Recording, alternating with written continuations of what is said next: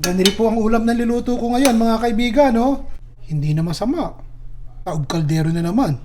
Iyon. Oh, ito po'y diles. Hugasan po muna natin, ha? Kasi yung iba medyo kaselan sa dilis at may dumi-dumi daw dahil nga pinatuyo. O ito, hinuhugasan ko muna ng malamig na tubig para matanggal po yung mga alikabok at binilad sa araw. O salain na po natin nang matanggal yung tubig. O wala pa pong mantika itong ating kawali. Paiinitan lang natin to, ha? At bubusahin po natin to. Patutuyuin natin hanggang sa matusta uli. Wala munang mantika, ha? Hayaan nating matuyo. Paminsan-minsan po hahaluin nyo at nang tuluyang matuyo. Mapapansin nyo naman yan medyo titigas-tigas na po ng konti at nabubusan at pumupula na.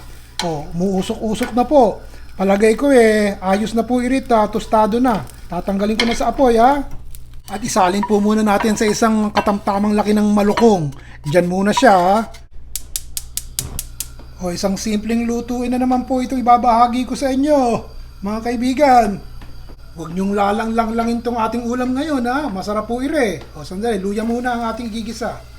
Kahit po pag ganiri lang ang lulutuin natin, puno naman ng sustansya at narito lahat, kasama. Bawang po, lutong bahay at kayang-kaya ng bulsa natin ngayon sa pang-araw-araw, lalo na yung mahilig sa mga isda-isda at gulay-gulay. Ito na naman, sibuyas po.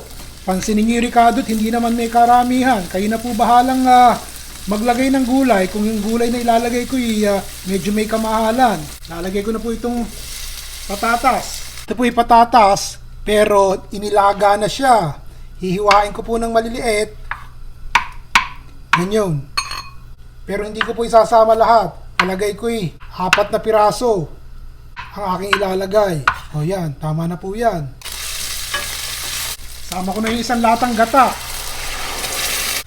Pamintang durog. Katitik na asukal. Kung gusto nyo lamang.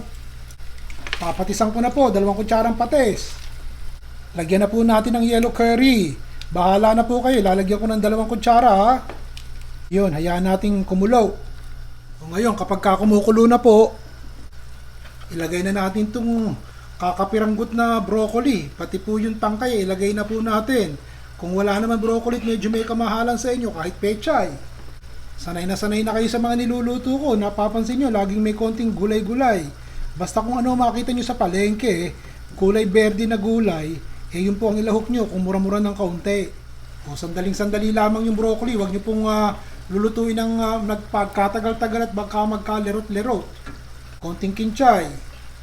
O kaya naman ay wansoy. Yun. Bago po kayo kumain tsaka nyo ilagay itong ating dilis. Ganito po ginawa ko dun sa dilis, ha.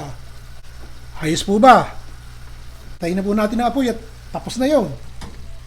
Yan ang ulam natin. Mga hindi pangkaraniwang lutong bahay. Yung nakikita nyo dito sa ating tambayan.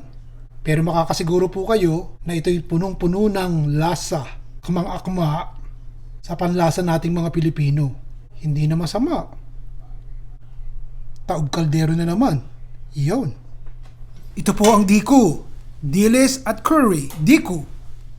Huwag niyo pong titigilan ang kalalagay ng comment dito po sa baba't binabasa ko yan. Sa inyo po ako kumukuha ng idea katulad nito. Hanggang sa susunod po uli, si Ron Bilaro.